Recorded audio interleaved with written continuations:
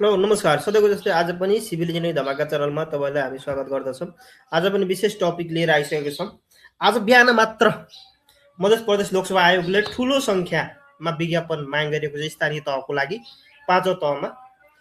त्यससँग सम्बन्धित सूचना लिएर आइसकेका छौँ। यति भन्दै हामी भिडियोतिर लाग्छौँ तपाईँहरूलाई। तपाईँहरू साथीभाइहरूलाई यो च्यानलसँग जोड्नु भएन भने जोड्नु होला, सब्सक्राइब गर्नु होला र लाइक चाहिँ भिडियो हेरिसकेपछि लास्टमा लाइक गर्न चाहिँ नबिर्स्नु होला, जसले गर्दा हामीलाई थप उत्साह बनाउँछ भिडियो तपाईँहरूलाई बनाउनको लागि, लोकसभासँग सम्बन्धित अपडेटहरू गर्नको लागि होइन।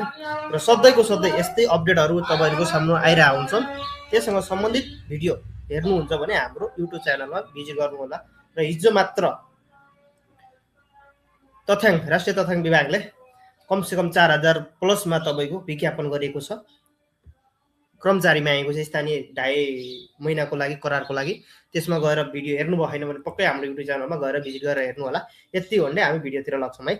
स्थानीय तह सेवा अन्तर्गत निम्न सेवा समूहका अपराधिक र प्राविधिक तर्फ सहायक स्तर 5औं तहको विज्ञापनहरूको खुला समावेशी प्रतियोगितामा लिखित परीक्षा विज्ञापन भनिएको छ। सूचना नम्बर 101/2082। त्यसपछि प्रकाशन मिति 2082 10 महिना 2 गते शुक्रबार स्थानीय तहको लागि गरिएको छ। यसमा तपाईँको अब फेरि हामी कुन पदमा कतिवटा खोलेको छ सिट त हैन,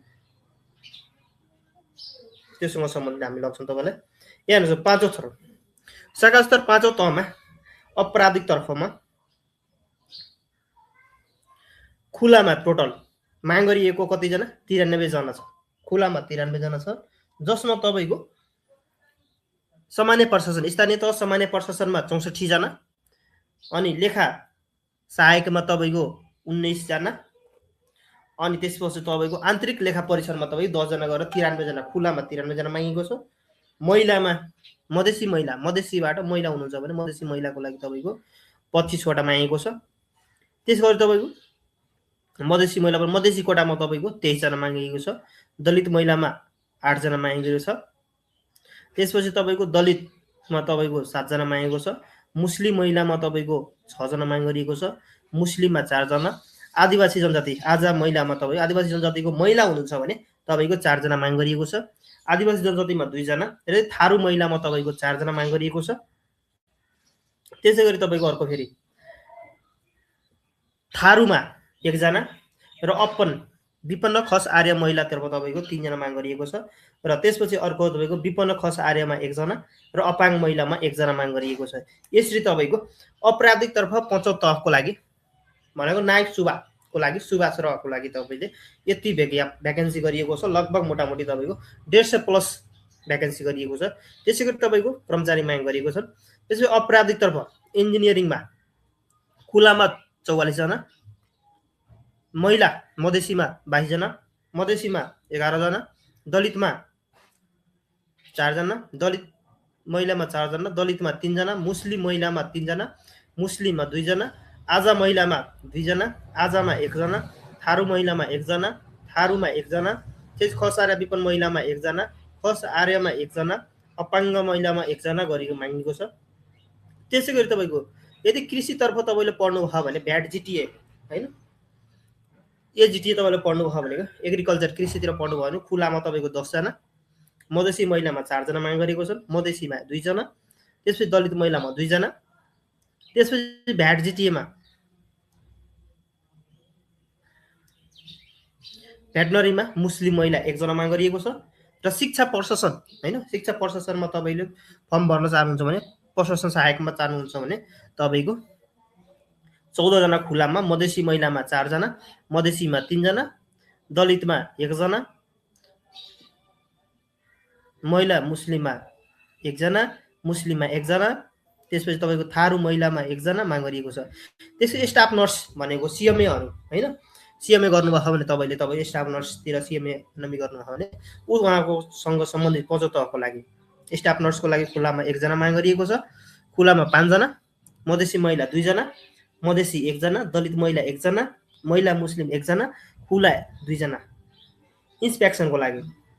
यसै गरी तपाईँले जिज्ञासा लागेको कुरो भनेको अन्तर्वार्ता होइन, यसको इक्जाम कहिले हुन्छ, इक्जाम फर्म भर्ने मिति कहिलेसम्म छ, परीक्षाको किसिम के हुन्छ र परीक्षाको किसिममा सुरुमा कुरा गर्नु पर्दाखेरि पाठ्यक्रम टोकी बाउन्ड्री हुनेछ, कम्प्युटर सिप परीक्षा अन्तर्वार्ता हुनेछ भनिएको छ।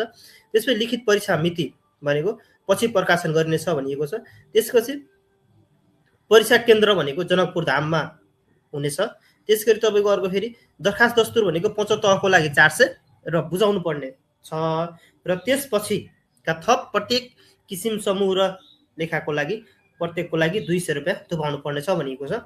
त्यसपछि दरखास्त दिने अन्तिम मिति 2082 साल 10 महिना 22 गतेसम्म तपाईँले दरखास्त दिइसक्नु पर्ने हुनेछ। यस्तै ढिलोमा डबल दस्तुर तिरेन 400 को ठाउँमा 200 तिरेर तपाईँले 2082 10 महिना 29 गतेसम्म तिर्नुपर्ने हुन्छ। त्यो दरखास्त दस्तुर बुझाउने स्थान र मिति भनेको अनलाइनबाट हैन, अनलाइनबाट दरखास्त तपाईँले दिनु होला भने भनिएको छ, अफलाइन छैन।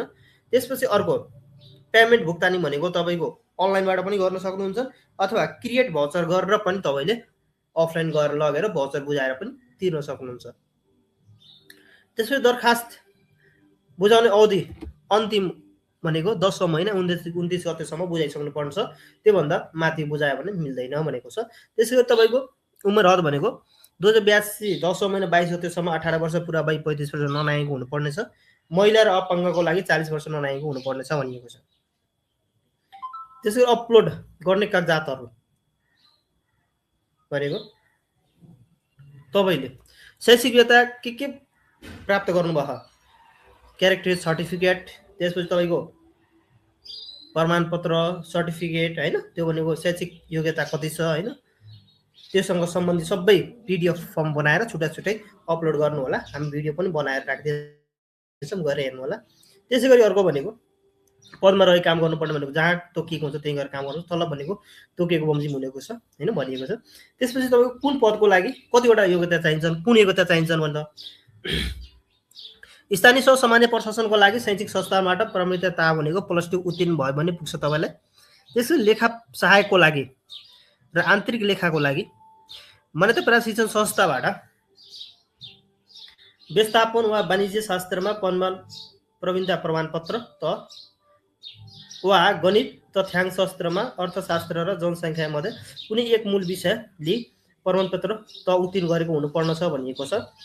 त्यसैगरी इन्जिनियरिङ सिभिल इन्जिनियरिङको लागि प्रमाणपत्र त डिप्लोमा गरेको भए पुग्छ। कृषिको लागि पनि डिप्लोमा चाहिन्छ 3 वर्ष अथवा सिजिटिए गरेर बिजिटिए गरेर एजिटिए गरेर तपाईँले 1 वर्ष जेटिए गरेको हुनुपर्छ।